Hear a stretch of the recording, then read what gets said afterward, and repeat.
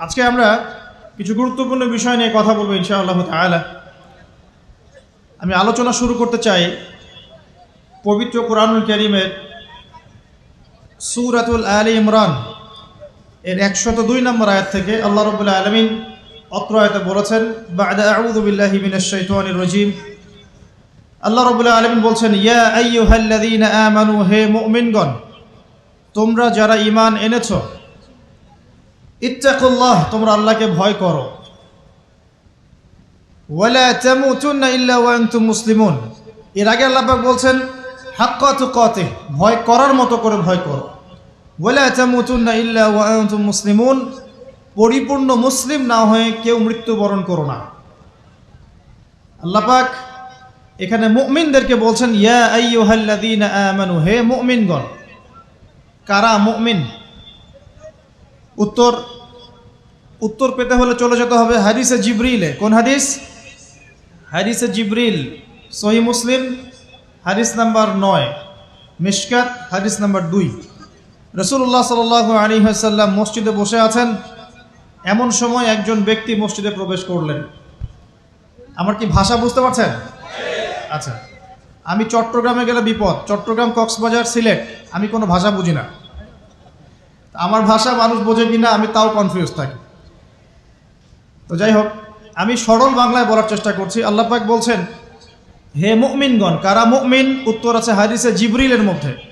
জিবরাইল আলাইহিস সালাম মানুষের রূপ ধরে মসজিদ নববীর মধ্যে আসলেন এবং সাহাবীদের সামনেই আসলেন। সাহাবীদের সামনে মানুষের রূপ ধরে জিবরাইল আলাইহিস সালাম এই একবারই এসেছেন, ইতিহাসে একবার। এসে নবী সাল্লাল্লাহু আলাইহি ওয়াসাল্লামকে জিজ্ঞাসা করছেন 4টা প্রশ্ন। কয়টা প্রশ্ন? 4টা। 1 নম্বর জিজ্ঞাসা করছেন, ইয়া মুহাম্মদ, বলবেন সাল্লাল্লাহু আলাইহি ওয়াসাল্লাম, হে মুহাম্মদ সাল্লাল্লাহু আলাইহি ওয়াসাল্লাম, আখবিরনি আনিল ইসলাম, আমাকে ইসলাম সম্পর্কে বলুন।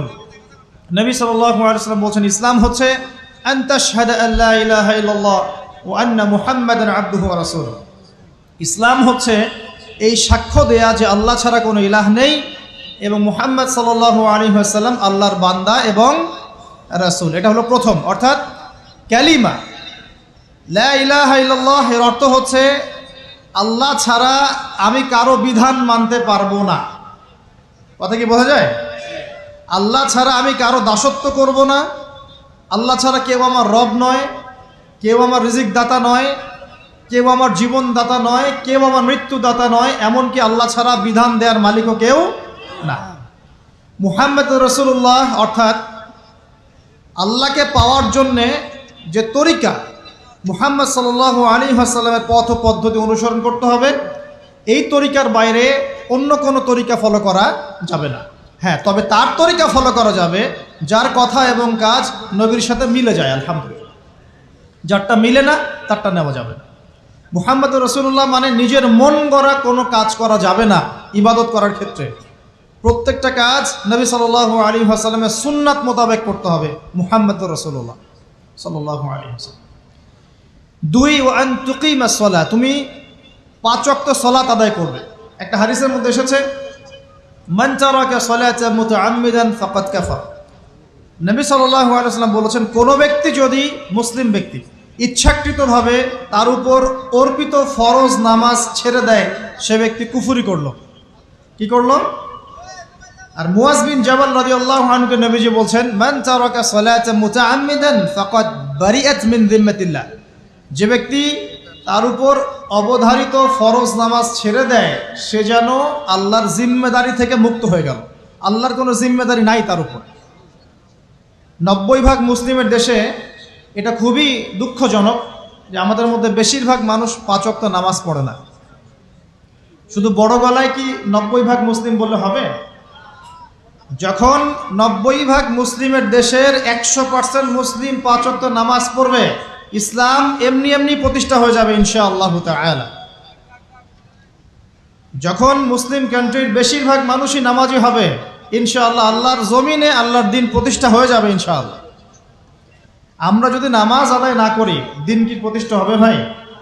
আমরা তো আমাদের দেহের উপরেই দিনটা প্রতিষ্ঠা করতে পারলাম না। পরিবারে করব কিভাবে, সমাজে কিভাবে করব, আর বিশ্বে কিভাবে করব?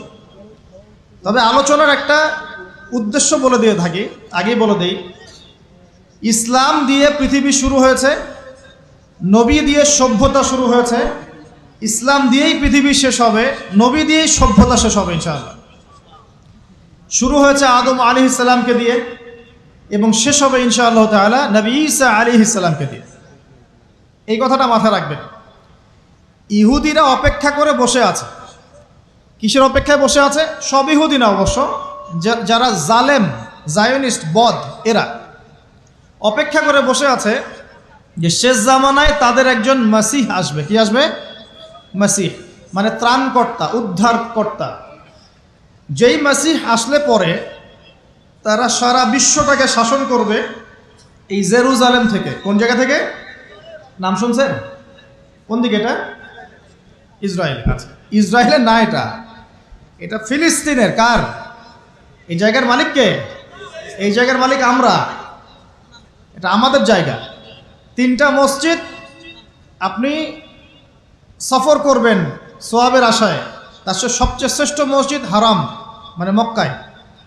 1 রাকাত নামাজ পড়বেন, 1 লক্ষ রাকাত নামাজের সওয়াব হবে ইনশাআল্লাহ। 2 নাম্বার মদিনা, 1 রাকাত নামাজ পড়বেন, 1000 রাকাত নামাজের নেকি হবে ইনশাআল্লাহ। 3 নাম্বার কি? এই যে আকসা, আমরা তো ভুলেই গেছি। আকসা আমাদের, আকসা কাদের? তারা দখল করে নিয়েছে। আচ্ছা, দখল করেছে আমাদের কারণেই, আমাদের দুর্বলতার কারণেই। কিন্তু এই ভোগ দখল চূড়ান্ত হবে না, কারণ তারা অপেক্ষা করছে একজন মাসিহের জন্যে, যেই মাসিহ আসলে পরে তারা জেরুজালেম থেকে বিশ্ব শাসন করবে। এখন কিন্তু বিশ্বের বড় বড় ডিপার্টমেন্টগুলো ওরা শাসন করে। খেয়াল করেছেন কি? আপনি যে প্রযুক্তি ব্যবহার করেন এগুলোর চাবিকাঠি ওদের হাতে। আপনি যে অর্থনৈতিক সিস্টেমটা ফলো করেন, ব্যাংকিং সিস্টেমগুলোর কথাই বলছি, এর মূল সূত্র কিন্তু ওদের হাতে, সুতা ওদের হাতে, লাটাই। ইভেন আমরা যে পলিটিক্যাল সিস্টেমগুলো ফলো করি না, এগুলোর তন্ত্রমন্ত্র ওরাই দিয়েছে। যে মিডিয়াগুলো আছে বিশ্বে বড় বড়, সব কিছু ওদের হাতে। ফাইন্যান্স বলে, ফাইন্যান্স মানে বাণিজ্য, ট্রেড, এগুলো ওদের হাতে। বিশ্বের বড় বড় সেক্টরগুলো ওরা শাসন করছে, এটা সত্য। আরেকটা মারাত্মক কথা হচ্ছে, বিশ্বকে শাসন করতে হলে কিছু অস্ত্র লাগে। কি লাগে? অস্ত্র শস্ত্র ছাড়া হবে না। একটা দেশের সাথে একটা দেশের মনে করেন খারাপ সম্পর্ক, এখন একটা দেশের কাছে আছে দাকুরাল, আর একটার কাছে আছে পারমাণবিক অস্ত্র। কে জিতবে? যার কাছে যত ভারী অস্ত্র আছে, শক্তিশালী, তার দাপট তত বেশি। তো এইসব বড় বড় মারণাস্ত্রগুলো, যেগুলোকে আমরা বলি নিউক্লিয়ার ওয়েপেন্স অথবা বলি থার্মোনিউক্লিয়ার ওয়েপেন্স, এগুলো ওদের হাতে।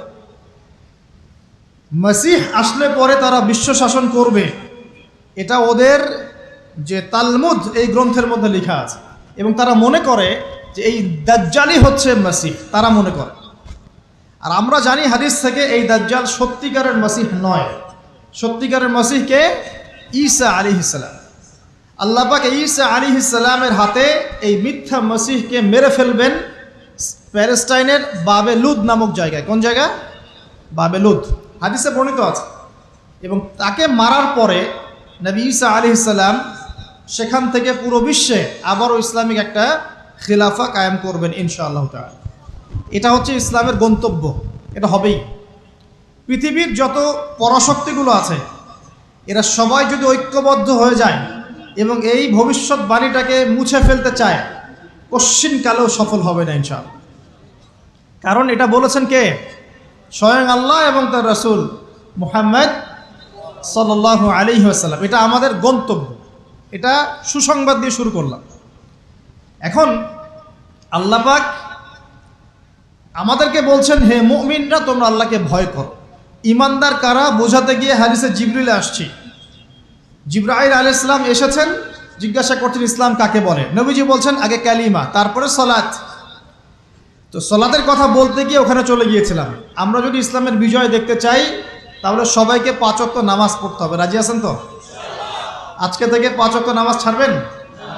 স্পেশালি যুবক ভাই যারা আছো, তোমাদের তারুণ্য আছে, রক্তের উদ্যম আছে, তোমরা চাইলে অনেক কিছুই করতে পারো। অনেক বার্ধক্যে উপনীত হওয়া মানুষ নামাজ পড়তে চায় কিন্তু পড়তে পারে না। তরুণদের কাছে আল্লাহ পাক সুযোগ দিয়েছেন। আর ইসলামের বিরোধী শক্তি যারা আছে তারা খুব ভালো করেই জানে কিন্তু যে ইসলামের বিজয়ে সবচেয়ে বড় ভূমিকা রাখতে পারে তরুণ সমাজ, যুবক সমাজ, যুব সমাজ, তরুণ প্রজন্ম।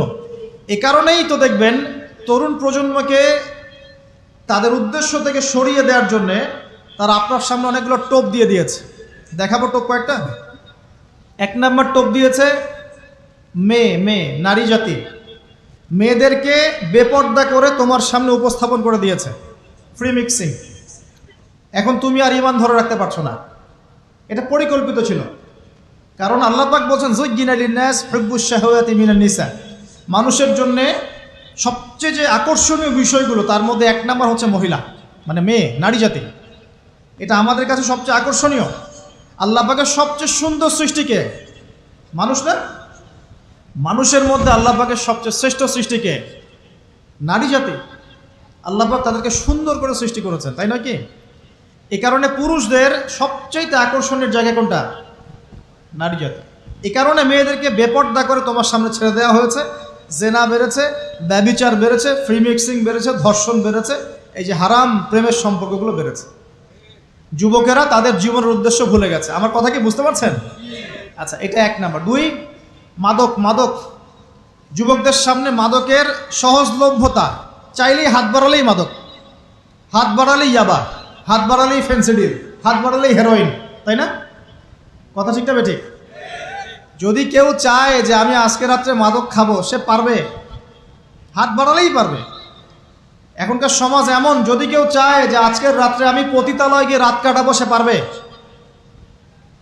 500 টাকা 1000 টাকার বিনিময়ে মানুষ এখন জেনা করতে পারে না? 5 টাকা 10 টাকা 50 100 টাকা দিয়ে মানুষ এখন ইয়াবা কিনে খেতে পারে। আর যারা সীমান্তবর্তী অঞ্চলে আছেন তারা আরও ভালো জানেন আমার কথা কতটুকু সত্য কতটুকু মিথ্যা। যুবকদের সামনে মাদক এমনি দেওয়া হয় নাই। উদ্দেশ্য কি? তোমার দ্বারা ইসলামের বিজয় সম্ভব ছিল। মাদক সেবন করাই তোমাকে সরাই দিয়েছে ওই রাস্তা থেকে। কথা বুঝতে পারছো? খুব সতর্ক। 3 নাম্বার, জুয়া। তোমার সামনে জুয়া দিয়ে দিয়েছে। জুয়া, ফুটবল বিশ্বকাপ হইলে জুয়া, IPL হইলে জুয়া, BPL হইলে জুয়া, ফুটবল ফিফা হইলে জুয়া। জুয়া খেলে না মানুষ। আর যে যুব সমাজ তাদের জীবনের উদ্দেশ্য জানে না, তাদের পক্ষেই সম্ভব এইসব মেসি, আর্জেন্টিনা, ব্রাজিল এইসব নিয়ে ব্যস্ত থাকে।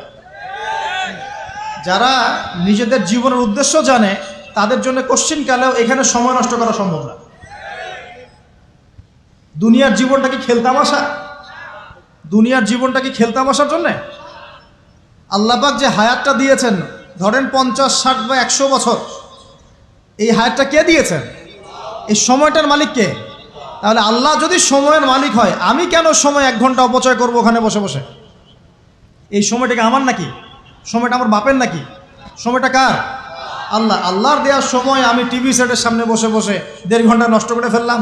খেললো 2টা দল আর তালি বাজাচ্ছে আমি, মাশাআল্লাহ।